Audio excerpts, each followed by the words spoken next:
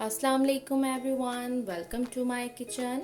आज हम बनाने जा रहे हैं पकौड़ा मसाला। जैसा कि आपको पता है कि रमज़ान आने वाला है और पकौड़ों के बगैर हमारा दस्तरखान अधूरा है, तो इसलिए मैंने सोचा कि आज आपको एक मज़ेदार सी पकौड़ा मसाला की रेसिपी बताई जाए ताकि आपको बाज़ार से पकौड़ा मसाला ख़रीदना ना पड़े। आप खुद ही घर में बहुत अच्छे से पकौड़ा मसाला तैयार कर सकती हैं। आइए चलते हैं इसके इंग्रेडिएंट्स की तरफ। सबसे पहले मैंने इसमें लिया है सूखा धनिया 3 टेबलस्पून। फिर उसके बाद मैंने इसमें लिया है ज़ीरा 3 टेबलस्पून।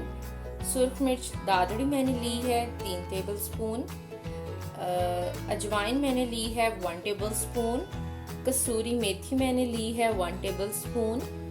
सुर्ख मिर्च का पाउडर मैंने लिया है 1 टेबलस्पून।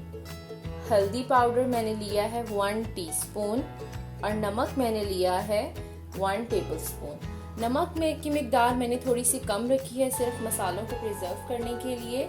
जब आप इसमें बेसन ऐड करें तो तब आप अपने हिसाब से अपने सुर्ख मिर्च और नमक की जो मिकदार है उसको आप बैलेंस कर सकते हैं।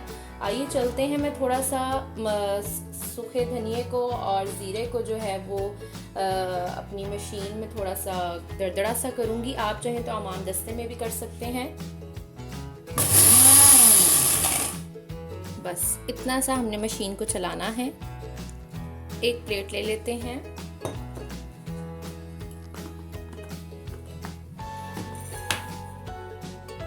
ये देखिए, मैंने बिल्कुल लाइट सा उसको ग्राइंड किया है ताकि ये मसालों की खुशबू बहुत अच्छे से आने लग जाती है।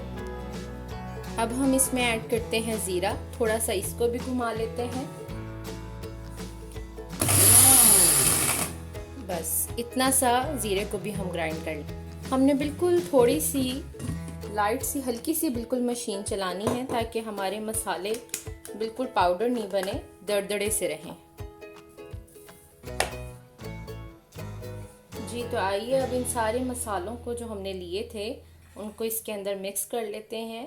अजवाइन, कसूरी मेथी, सुर्ख मिर्च, लाल मिर्च का पाउडर, हल्दी पाउडर और नमक, इन सब चीज़ों को हम इन मसालों के अंदर अब शामिल करते हैं।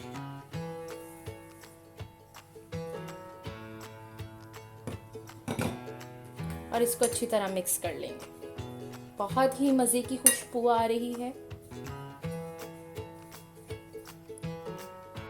जी तो फ्रेंड्स, झटपट से हमारा पकौड़ा मसाला तैयार है। अब आप चाहें तो आप इसको किसी भी एयर टाइट जार में स्टोर कर सकते हैं।